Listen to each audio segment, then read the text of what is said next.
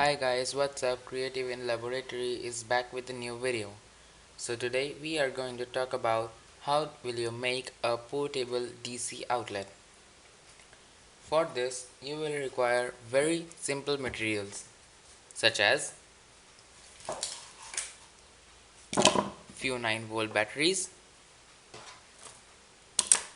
a wire. The wire should not be long. If you want then you can make it long, and a power plug that is used in your country such as this one.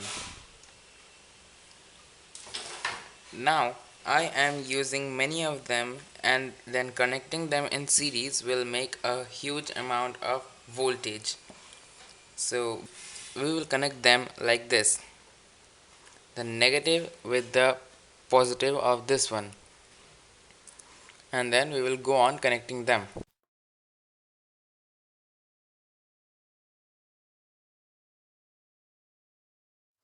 In this way, if you connect many of them, then you will get a huge amount of power. Here I have made a setup like this.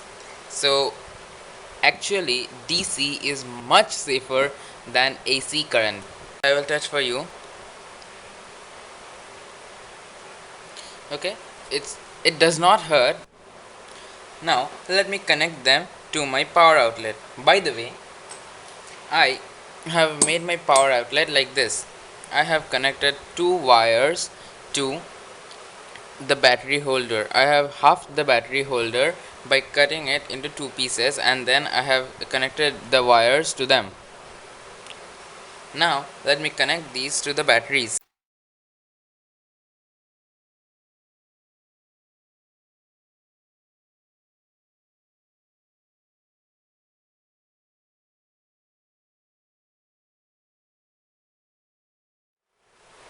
Now here the circuit is completely live and you can power something with here. As you can see, I have no regards for safety here. Do not be like that.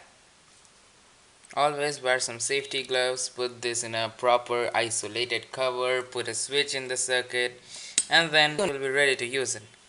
By the way, did you know that most of our appliances that we use in our house convert AC into DC before they can use it? That's why we can run them by DC power also. Let me find out what I can run. Here I have a bulb holder. So let me use it to power some bulbs. You can turn on incandescent bulbs. Let me see. Yeah, there you go. Ow, it's hot. Or fluorescent bulbs.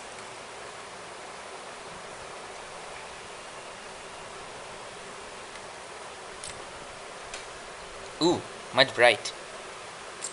Or LED bulbs.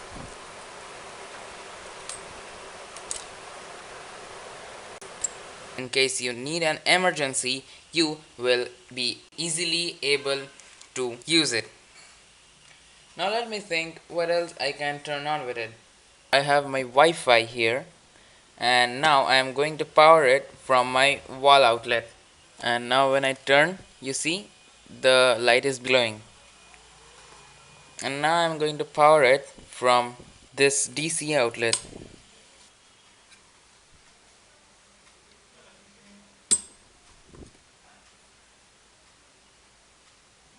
Yeah, it works. There you go. So my Wi-Fi works with this, but I'm pretty sure that my computer or my laptop won't last long because of their huge power that they draw. Okay, so let's return it. There you go. Let me charge something with it. Here I have my headphone with me, and now I am trying to charge the headphones with the DC outlet. Let's see.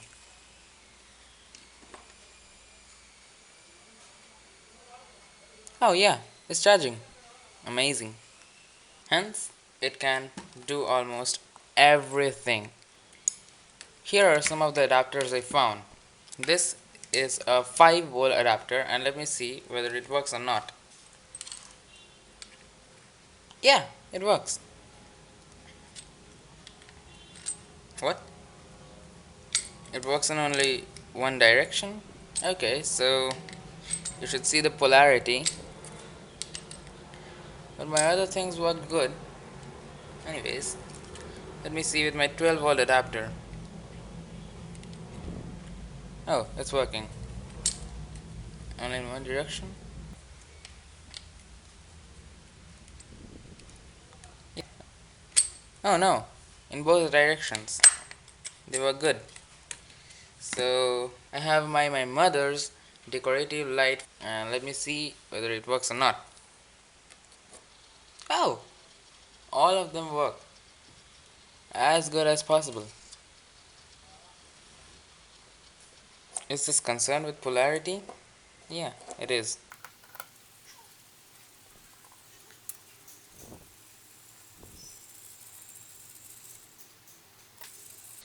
Anyways,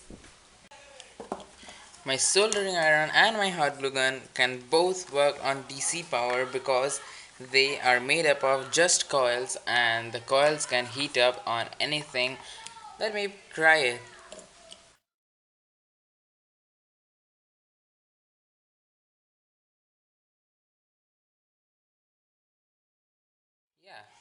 Yeah, it's getting warm, quite hot. Wow, wow. Wow, ouch. And let's try with my glue gun.